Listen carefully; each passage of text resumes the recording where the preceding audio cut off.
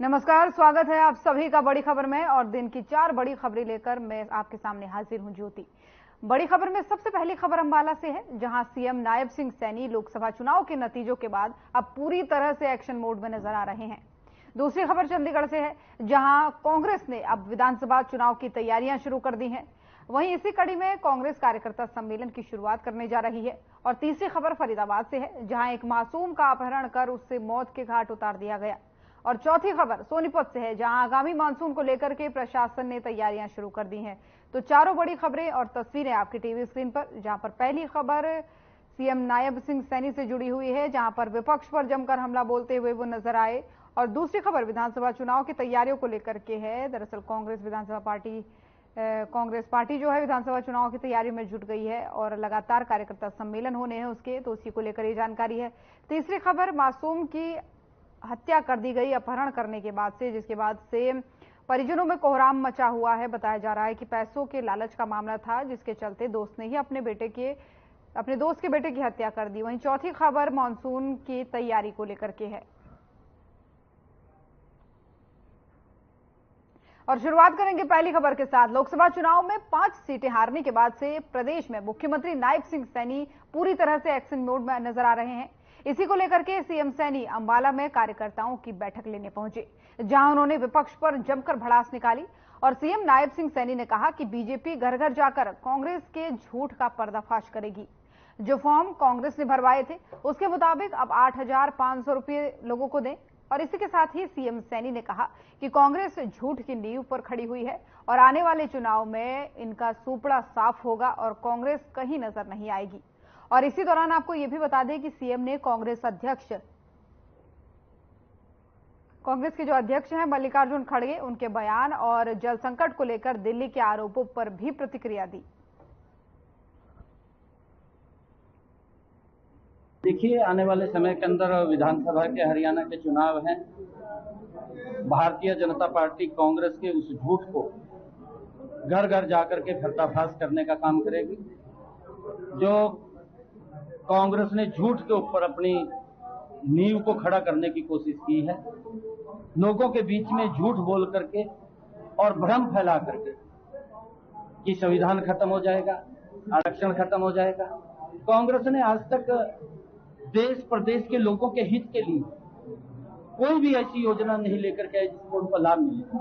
नरेंद्र मोदी की सरकार ने 10 वर्षों के अंदर हर योजना लोगों को लाभ पहुंचाने के लिए, उनको मजबूत करने के लिए चलाई। देश को आज इन 10 वर्षों के अंदर मजबूती से विकास की गति को ऊपर बढ़ाने का काम किया। कांग्रेस लगातार झूठ बोल करके मोदी के उन कार्यों को दबाना चाहती है, परंतु भारतीय जनता पार्टी का कार्यकर्ता कांग्रेस के इस झूठ को अब बिकने नहीं देगा। मजबूती से खड़ा होकर के उनके उस झूठ का पर्दाफाश करने का काम करेगा। जो लोग बोलते थे, जिन्होंने फार्म भी भरे हैं, इस प्रकार के फार्म भरे हैं कि आपके हर महीने 8500 रुपए आएंगे, देना कांग्रेस के लोग कहां से देंगे? दें वो कहां से देंगे? अरे लोगों के बीच में झूठ बोल करके इस प्रकार का भ्रम फैला देना और ये बात कह देना मंच के ऊपर खड़ा होकर के संविधान की बुक लेकर के कि आरक्षण खत्म हो जाएगा, कि संविधान खत्म हो जाएगा। अरे इस संविधान को ना कभी किसी ने खत्म किया है, ना कि खत्म होगा। संविधान के अनुरूप देश नरेंद्र मोदी जी के नेतृत्व में चल रहा है। कांग्रेस के समय के अंदर तो ये देश उस संविधान को भी अपमान करने का काम इन लोगों ने किया है। और आज मैं आपको बताना चाहता हूं कि कांग्रेस के जो लोग हैं ये झूठ की नींव के ऊपर खड़े हुए हैं। जल्दी ही इनका सुपड़ा साफ हो जाएगा, ये कहीं दिखाई नहीं देंगे। आज हर समस्या का समाधान हमारी सरकार कर रही है और लोगों के लाभ पहुंचाने का काम नरेंद्र मोदी की सरकार ने इन 10 वर्षों के अंदर डबल इंजन की सरकार ने काम किया है। कांग्रेस के लोग ये बात बोलते हैं, नौकरियों की बात करते हैं।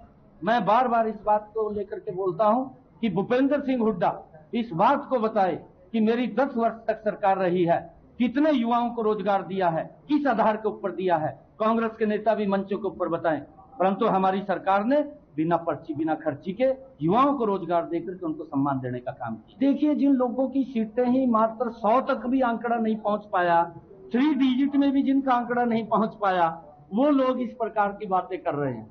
और नरेंद्र मोदी जी 241 सीटें लेकर के एनडीए 303 सीटें लेकर के तीसरी बार सरकार बनाई है, मजबूत सरकार बनाई है, और उसको ये इस प्रकार की बातें करते हैं।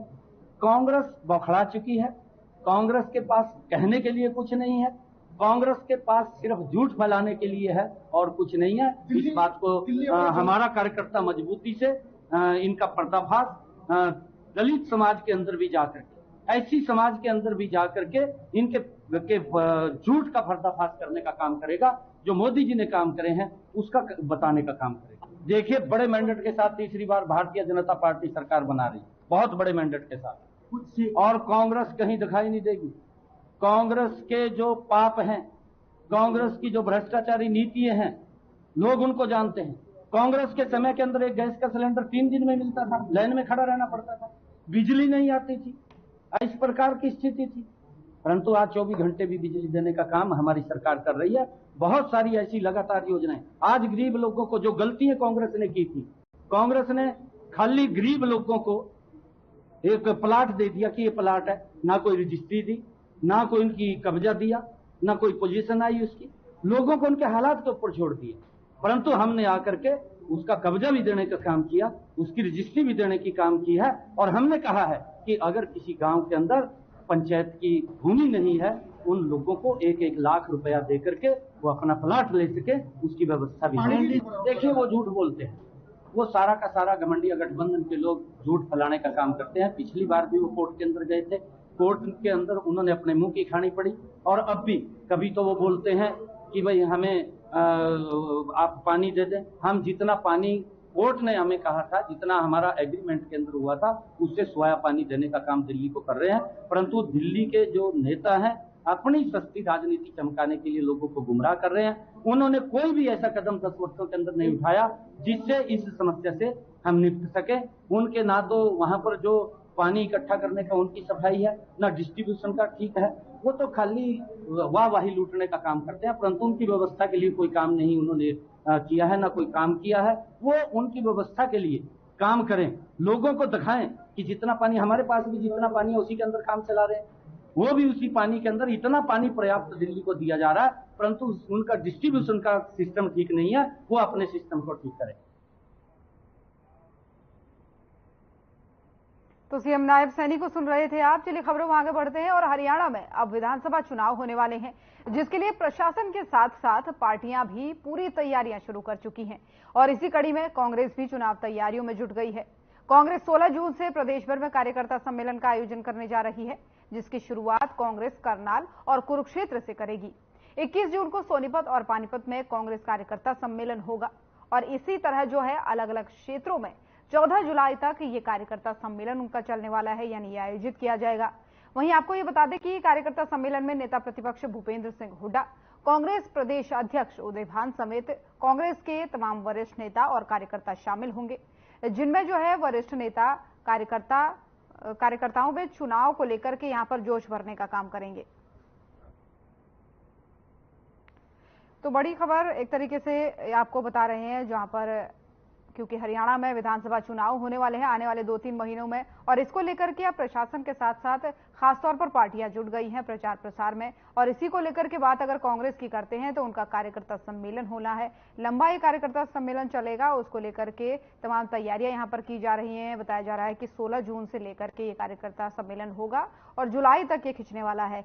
तो ऐसे में कार्यकर्ताओं को कैसे तैयारी करनी है, किस किस तरीके से लोगों के बीच अपनी बात पहुंचानी है, इन सभी तमाम बिंदुओं पर जो बड़े नेता हैं कांग्रेस के शीर्ष नेता वो डिस्कस करेंगे। और इस खबर पर ज्यादा जानकारी भी हमारे संवाददाता देंगे, लेकिन उससे पहले आपको बता दें कि पार्टियां जो है पूरी तरीके से लगभग तैयार हो चुकी हैं। और ये कार्यक्रम है कांग्रेस का जो आपको दिखा रहे हैं टीवी स्क्रीन पर कि किस तरीके से कहां पर और कितने दिन ये कार्यकर्ता सम्मेलन उनका चलने वाला है लोकसभा चुनाव के मद्देनजर। क्योंकि इस बार लोकसभा में अच्छा प्रदर्शन करने के बाद से विधानसभा में कांग्रेस का टारगेट रहेगा कि एक अच्छा प्रदर्शन किया जाए, क्योंकि जैसा कि लगातार उनकी तरफ से बयान भी दिए जा रहे हैं कि इस बार 70 पार कांग्रेस करने वाली है। 90 सीटें हैं विधानसभा की हरियाणा में, और ऐसे में 70 पार का लक्ष्य कांग्रेस रख रही है। तो ये देखने वाली बात जरूर होगी, लेकिन उससे पहले चुनावी तैयारियों की अगर बात करें तो वो जोर शोर से करती भी पार्टियां नजर आ रही हैं।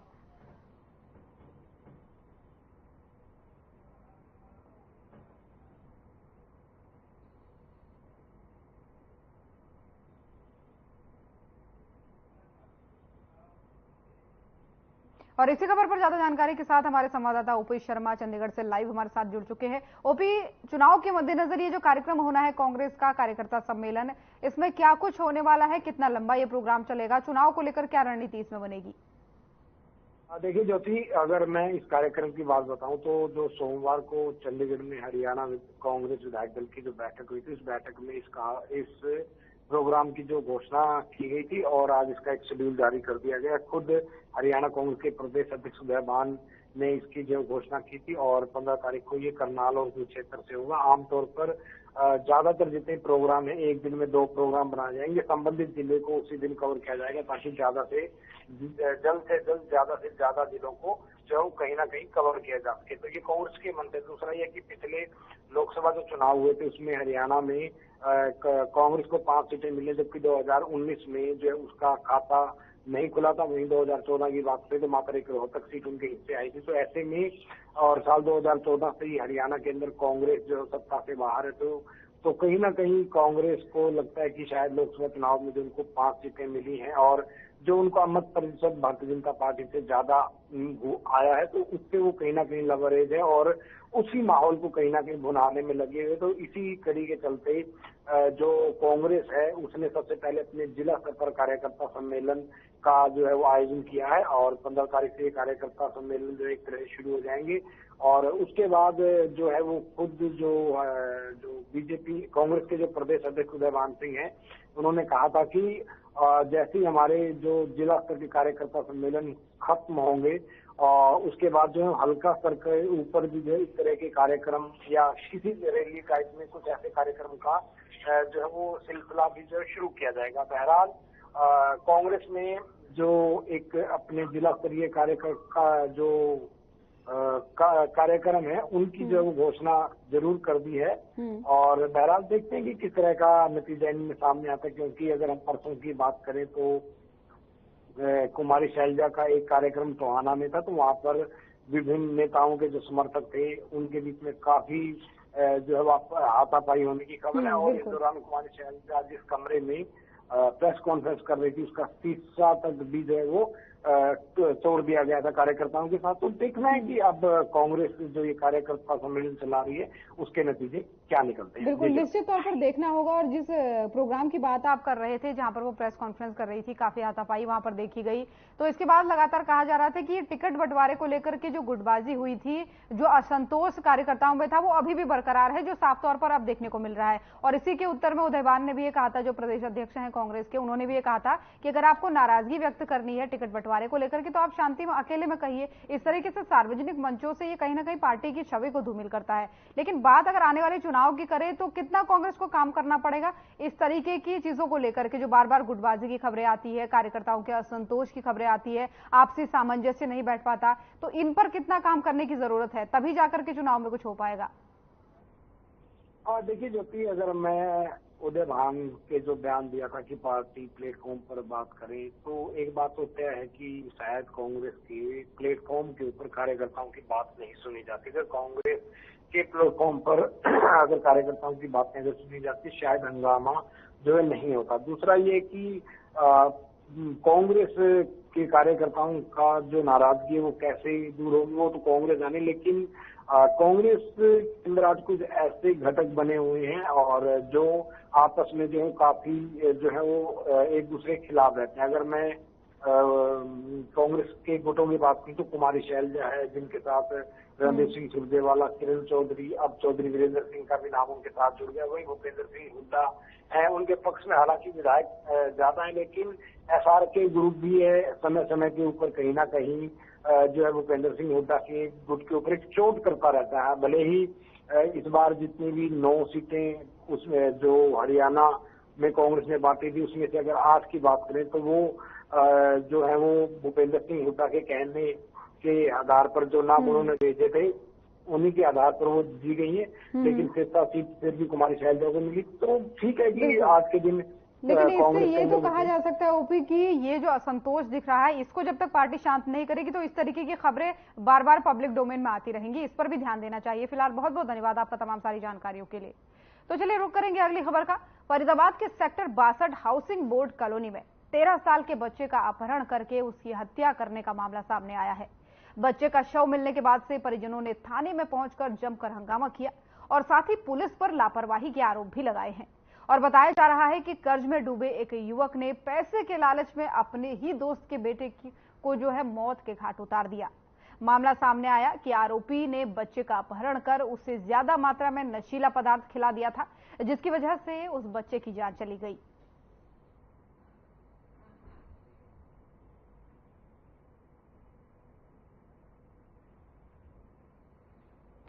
तो फरीदाबाद की ये तस्वीरें हैं जहां पर आप देख सकते हैं भीड़ जुटी है। ये परिजन है उस बच्चे के जिन्होंने अपना बच्चा खोया है। बताया जा रहा है कि पैसों के लालच में एक दोस्त ने ही अपने दोस्त के बेटे का एक तरीके से हत्या कर दी। मामला था अपहरण का, पैसों का लालच था, पैसा पाना था उसको, लेकिन इतना नशीला पदार्थ इस बच्चे को खिला दिया गया कि बच्चे की नशे के ओवरडोज होने के चक्कर में मौत हो गई। उसके बाद से परिजनों का रो रो कर बुरा हाल है। बार बार परिजन थाने पहुंच रहे हैं और कार्यशैली पर भी सवाल उठा रहे हैं प्रशासन की और न्याय की गुहार बार बार लगा रहे हैं। रोते बिलखते परिजनों को आप देख रहे हैं जिनका मासूम बच्चा चला गया। 13 साल का मात्र वो बच्चा था, लेकिन किसी के लालच की भेंट चढ़ गया। बताया जा रहा है कि वो जो बच्चा था उसी के पिता का दोस्त था जिसने उस बच्चे का पहले अपहरण किया पैसों के लालच में और नशे की डोज उसको दे दी, लेकिन नशे का डोज ओवरडोज होने की वजह से मासूम ने दम तोड़ दिया। मात्र 13 साल का ये बच्चा बताया जा रहा है। और इसी खबर पर ज्यादा जानकारी के साथ हमारे संवाददाता मोनू पांचाल हमारे साथ फोन लाइन पर जुड़ गए हैं।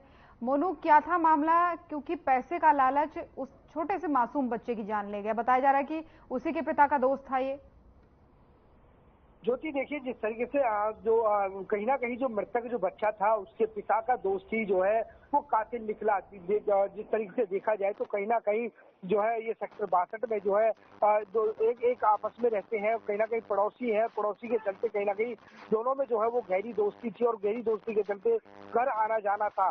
लेकिन जिस तरीके से जब बच्चा गायब हुआ तो बच्चा की जो शिकायत है वो पुलिस में दी गई और पुलिस में देने के बाद में आखिरकार जो मृतक का जो पिता है उसने पूरी तरीके से किसी पर शक नहीं जताया। लेकिन जब पुलिस ने गहनता से जांच करी तो कहीं ना कहीं पूरी तरीके से बच्चे जो मृतक का पिता है वो पूरी तरीके से हैरान हो गया कि आखिरकार मेरा दोस्त ही मेरे बच्चे का कातिल निकला। जिस तरीके से देखा जाए तो ज्योति, कहीं ना कहीं ये जो मामला है अपहरण का, ये कर्ज के चलते जो है इस मामले को जो है अंजाम दिया गया था, क्योंकि जो आरोपी था उस पर लगभग 20 लाख का कर्ज बताया जा रहा था और जिसके चलते कहीं ना कहीं उस आरोपी ने जो है इस बच्चे का जो है अपहरण किया और अपहरण करने के बाद कहीं ना कहीं किस तरीके से जो आरोपी है वो फार्मेसी का काम करता है, उसका खुद दवाई का स्टोर भी है और कहीं ना कहीं जिस तरीके से देखा जाए तो उस आरोपी ने जो है इस बच्चे को हैवी डोज जो है वो नशे की दे दी थी, जिसके चलते उस बच्चे की मौत हो गई। और कहीं ना कहीं अपने इस आरोपों को छुपाने के लिए वो जो है इस बच्चे को जो है गुड़गावा कैनाल में जो है वो जो नहर पे जो है वो वहाँ पर डाल दिया है। तो कहीं ना कहीं जिस तरीके से देखा जाए तो पुलिस के मुताबिक जो कहीं ना कहीं बॉडी के मुताबिक जो देखा जाए तो एडिस कहीं ना कहीं तेजाब से जो है उस बच्चे को जलाया भी गया और कहीं ना कहीं उसके बच्चे के चेहरे को पूरी तरीके से पत्थरों से जो है वो कुचल दिया था ताकि उसकी पहचान ना हो पाए। तो कहीं ना कहीं जिस तरीके से पुलिस ने जब गहनता से जांच करी और कहीं ना कहीं आरोपी के घर उस बच्चे की छत पर साइकिल मिली तो जो है पुलिस का शक जो है और पूरी तरीके से गहरा गया और कहीं ना कहीं आरोपी को गिरफ्तार करके कड़ी पूछताछ की और पूछताछ में जो है उस आरोपी ने कबूल किया कि इस बच्चे का हत्या जो है उसी ने की है। जी ज्योति, इरादा तो था अपहरण करके फिरौती मांगने का, लेकिन नशे का ओवरडोज हो गया तो बच्चे ने दम तोड़ दिया। फिर उसने इस अपने अंजाम को छुपाने की कोशिश की, बच्चे पे एसिड डाला, उसके चेहरे को कुचला। सोचिए कितनी शर्मनाक की घटना है। दोस्त के पहले तो दोस्ती को ये क्या कहेंगे, इसको दोस्त भी कहना नहीं चाहिए, हमें तो ये लगता है। लेकिन अब जो है पुलिस जो है मामले में क्या कार्रवाई कर रही है? उसने जुल्म कबूल लिया, आपने बताया कितनी फिरौती वो मांगने वाला था, कैसे उसने ये योजना बनाई, पूरा मामला। ज्योति, देखिए जिस तरीके से देखा जाए तो कहीं ना कहीं विश्वास जो है वो कहीं ना कहीं अब दोस्तों पर जो है इस तरीके से जब माहौल बिगड़ता जा रहा है, जिस तरीके से हालात जो है वो दिन पे दिन बदलते जा रहे हैं, तो कहीं ना कहीं अब जो है वो पड़ोसियों पर किसी तरीके का कोई विश्वास यानी कि यार दोस्त पर विश्वास नहीं करता हुआ नजर आ रहा है। जिस तरीके से देखा जाए तो कहीं 20 लाख के कर्ज से चलते पूरी तरीके से योजना जो है उसने जो है आरोपी ने बनाई थी कि इसके बच्चे को जो है वो अपने दोस्त के बच्चे को जो है अपहरण करेंगे और उसके साथ जो है डोज दी जाएगी और कहीं ना कहीं पैसे की जो है वो मांग यहाँ पर रखी जाएगी और कहीं ना कहीं जो कर्ज उसके ऊपर था वो कर्ज पट जाएगा। तो इस तरीके से जो है यहाँ पर वो पूरी प्लानिंग यहाँ पर जो है वो यहाँ पर की गई थी और कहीं ना कहीं जिस तरीके से जब हैवी डोज दे दिया बच्चे की जो है वो हैवी डोज के चलते जो बच्चा है वो पूरी तरीके से जो है वो मर चुका था और उसके चलते जो है वो कहीं ना कहीं आपने जो है आरोपों को छुपाने के लिए इस तरीके के कदम यहाँ पर उठाए। और उसके साथ साथ मैं बता दूं कि कहीं ना कहीं जब जो है आरोपी के यानी कि बात की जाए तो बच्चे के परिवार को जब पता लगा तो जिस तरीके से वो कहीं ना कहीं आड़ पड़ोस के लोगों का जो है वो गुस्सा फूट गया और पुलिस में भी जो है इस चीज की शिकायत भी दी थी कि जब अपहरण हुआ था तो कहीं ना कहीं पुलिस पर ढिलाई जो है बरतने का आरोप यहाँ पर लगाया है और पूरे परिवार को गिरफ्तार करने की बात यहाँ पर पूरी तरीके से जो है परिवार वाले कहते हुए नजर आ रहे हैं। जी पुलिस का मामले में क्या कहना है, क्योंकि बात तो सही है कि अगर ढिलाई नहीं बरती होती तो हो सकता है समय पर बच्चे को पा लिया जाता या ढूंढ लिया जाता। तो ऐसे में आप पुलिस प्रशासन का क्या कहना है, क्योंकि जमावड़ा हम देख रहे हैं किस तरीके से लगा हुआ है रोड पर। बिल्कुल पूरी तरीके से जब मैं आप ज्योति जिस तरीके से देखा जाए तो जब बच्चे के बारे में पता लगा तो बच्चे के पता चलने के बाद में जो है वो पूरी तरीके से परिवार के लोग और कहीं ना कहीं यारे प्यारे रिश्तेदार वो पूरी तरीके से गुस्सा होते हुए नजर आ रहे। कहीं ना कहीं आड़ पड़ोस की लोग जो है वो एकत्र होकर के कहीं ना कहीं थाने का घेराव कर दिया, रोड को जाम कर दिया और मौके पर जो है एसीपी डीसीपी तमाम आला अधिकारी वो पहुंचे और कहीं ना कहीं वहां पर आश्वासन देते हुए नजर आए। पूरी तरीके यानी कि पूरी बात की जाए तो ज्योति कहीं ना कहीं पूरी कड़ी मशक्कत के बाद जो है वो कहीं ना कहीं लोगों को समझाया बुझाया और कहीं ना कहीं आरोपियों को जल्द से जल्द गिरफ्तार करने की बात। बिल्कुल निश्चित तौर पर मामले में नजर बनाई रखेगा मोनू, क्योंकि काफी अहम ये मामला हो जाता है, काफी गंभीर हो जाता है। फिलहाल बहुत बहुत धन्यवाद आपका तमाम सारी जानकारियों के लिए। तो चलिए खबरों में बढ़ते हैं आगे। मानसून सीजन शुरू होने से पहले प्रशासन बरसाती पानी निकासी से संबंधित व्यवस्था को दुरुस्त करने में जुट गया है। गत दिनों मुख्यमंत्री ने अधिकारियों को निर्देश दिए थे कि बरसात के दौरान लोगों को किसी भी तरह की कोई दिक्कत परेशानी ना आए और इसी कड़ी में अब सोनीपत जिले के गन्नौर एसडीएम अन्य विभागों के अधिकारियों के साथ एक्शन मोड में नजर आए। अधिकारियों ने कहा कि अगर बारिश 50 mm से ज्यादा होती है तो पानी निकासी में कुछ समय जरूर लगता है, लेकिन अब की बार बारिश से पहले ही मुख्य पॉइंटों को चिन्हित कर निकासी की व्यवस्था दुरुस्त कर ली जाएगी। अधिकारियों को बुलाया है जिनमें पब्लिक हेल्थ इंजीनियरिंग से हमारे एक्शन और म्युनिसिपल कमेटी से एमई सैनिटेशन इंस्पेक्टर इनको बुलाया। हमने हम मेजर पॉइंट्स को देख रहे हैं जहां पानी बरसाती सीजन में और वैसे भी जहाँ खड़ा रहता है, तो उसके अंदर हमने व्यवस्था करने के लिए 2-3 जगह हमने एडिशनल पॉइंट्स बनाए हैं, उनको सीवरेज से जोड़ा जाएगा। इससे मतलब जहाँ पानी खड़े रहने की समस्या है वो दूर हो जाएगी और समय रहते हुए हमने अपनी व्यवस्थाएं कर रखी हैं।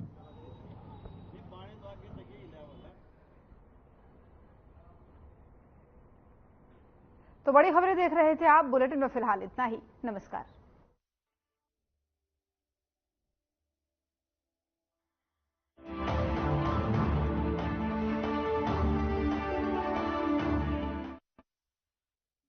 Hey mom, hey, look, I can download a